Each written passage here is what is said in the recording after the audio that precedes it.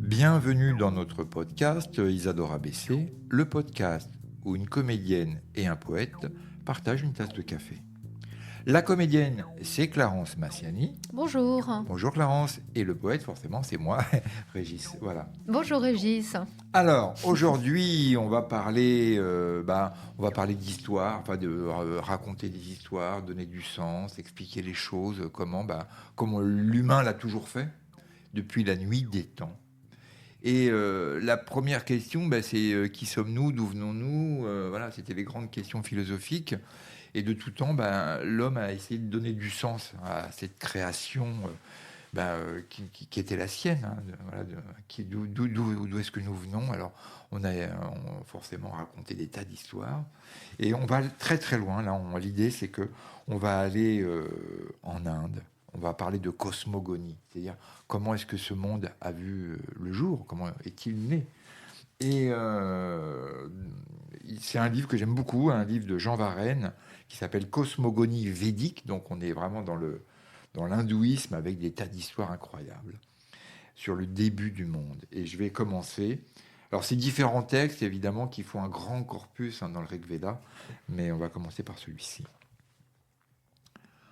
Au commencement, cet univers n'était que ténèbres, non perçues, indistinctes, inconcevables, inconnaissables.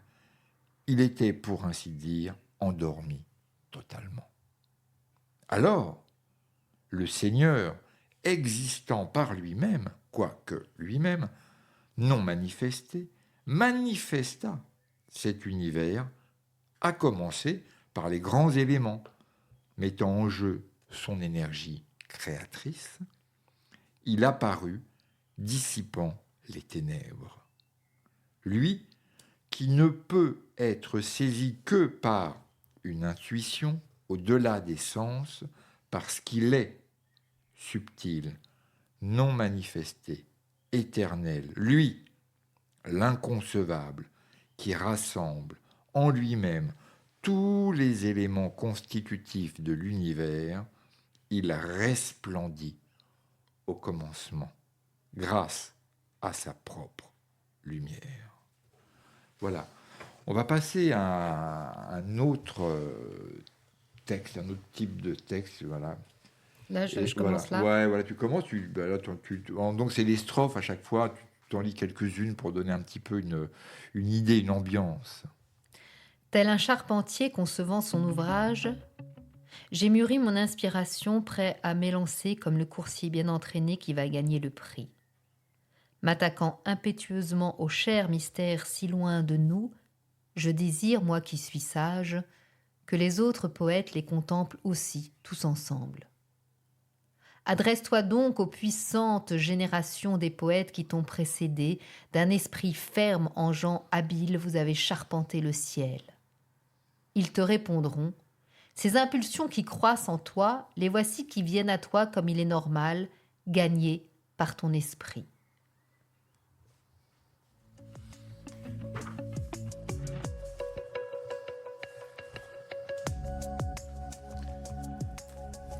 Alors on va avoir une autre explication possible à la création de ce monde et de cet univers. Le Dieu qui, offrant en oblation tous les mondes que voici, s'y est installé pour nous en tant que prophète, prêtre et père. C'est celui qui, désirant la richesse grâce à la prière, vint s'installer chez les gens d'aujourd'hui, occultant ceux qui les avaient précédés. Quel fut donc l'emplacement? Quel le support? Et comment fut-il mis en place ce support? À partir de quoi Vishvakarman, créant la terre, découvrit le ciel grâce à sa puissance, lui qui voit toute chose. Il regarde de tous côtés, il fait face de toutes parts, ses bras agissant partout ses pieds travaillant, de ses deux bras, ses dents, des ailes du soufflet, il soude l'un à l'autre le ciel et la terre, les engendrant ainsi, lui, le Dieu unique. Quel fut donc le bois? Quel arbre? À partir de quoi on a façonné le ciel et la terre?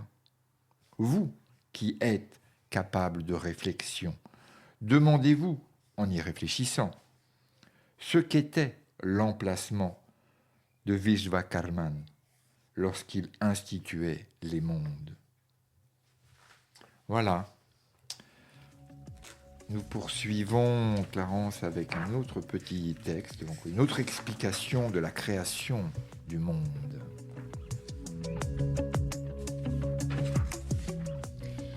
À 1000 têtes, l'homme, à 1000 yeux, à 1000 pieds.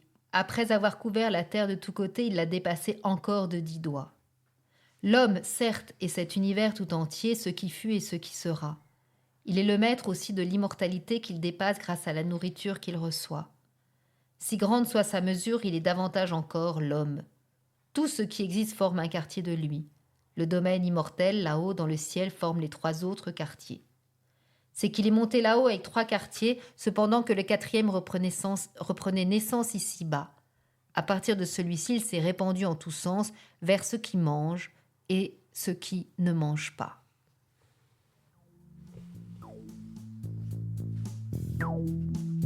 Et un dernier, c'est ça? Non, je crois qu'il y en a un qu'on avait oublié. Alors, soit on le lit maintenant, on peut peut-être le retrouver. Je crois qu'on en a passé un.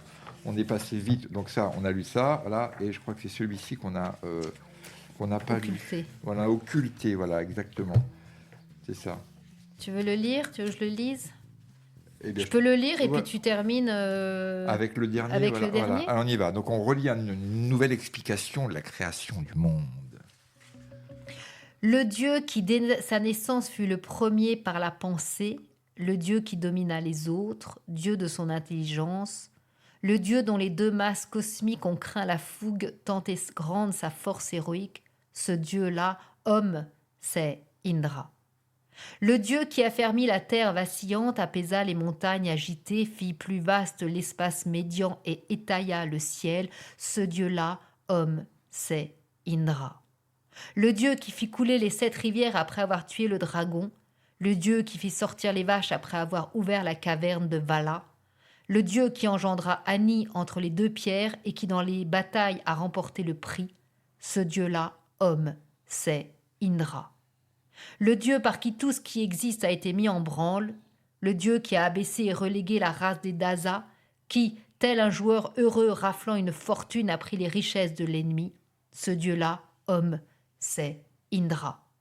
Ce Dieu terrible dont on s'est demandé où il réside, ce Dieu dont on a dit aussi qu'il n'existe pas, c'est celui-là même qui amenuise les richesses de l'ennemi comme font les mauvais coups de dés. Placez en lui votre confiance. Ce Dieu-là, homme, c'est Indra. Voilà. Et la fin. La toute fin. Alors c'est pas la fin parce qu'il y a plein de textes dans ce magnifique ouvrage de Jean Varenne qui s'appelle Cosmogonie védique. Donc c'est un essai en fait. Il parle de des cosmogonies, comment est-ce qu'on a voulu expliquer l'organisation et la mise en ordre du monde en fait en opposition à un chaos en fait qui serait un non-né, un inexistant en fait. Voilà.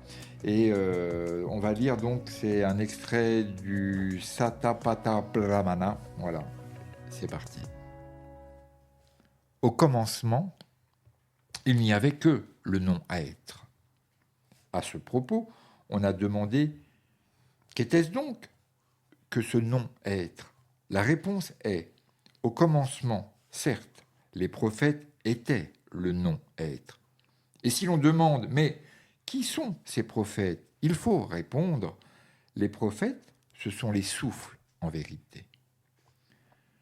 Quant à ce souffle vital qui est au milieu des autres, c'est Indra. Ces souffles, à partir de la place centrale qu'il occupait, il les alluma grâce à sa propre nature.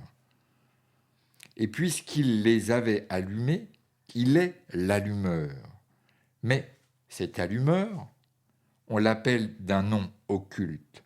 Indra, car les dieux aiment l'occulte. Ainsi allumés, les souffles créèrent séparément 7 personnages. Ils dirent, étant tels que nous sommes, nous ne pouvons certes pas procréer.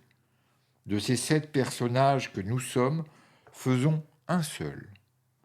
Ils firent de ces 7 personnages qu'ils étaient une seule personne.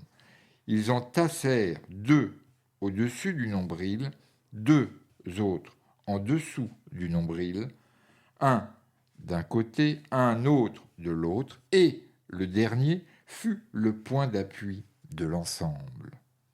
Et ce qu'il y avait de splendeur, ce qu'il y avait de sève dans ces 7 personnages, ils le rassemblèrent tout en haut du corps du personnage unique. Cet homme cosmique devint Prajapati. Mais cet homme cosmique qui devint Prajapati, c'était en réalité ce feu dont l'autel est en construction. Oui, le feu, c'est cet homme septuple, car l'homme cosmique est fait des 7 personnages réunis en un seul. 4 forment son tronc, 3 les 2 ailes et la queue. En effet, l'autel du feu, ayant la forme d'un aigle, possède un tronc en 4 parties, 2 ailes et une queue, etc., etc. Voilà. Et là, c'est un peu une description en fait de l'autel pour l'oblation aux dieux. Donc voilà, on fait un autel pour faire une oblation aux dieux, un feu sacré. Voilà. Écoute, merci beaucoup Régis de nous faire découvrir donc ces cosmogonies védiques de Jean Varenne. Voilà. Et maintenant que le monde est créé, nous pouvons exister. Et nous vous souhaitons une bonne journée. Une bonne journée et à très bientôt.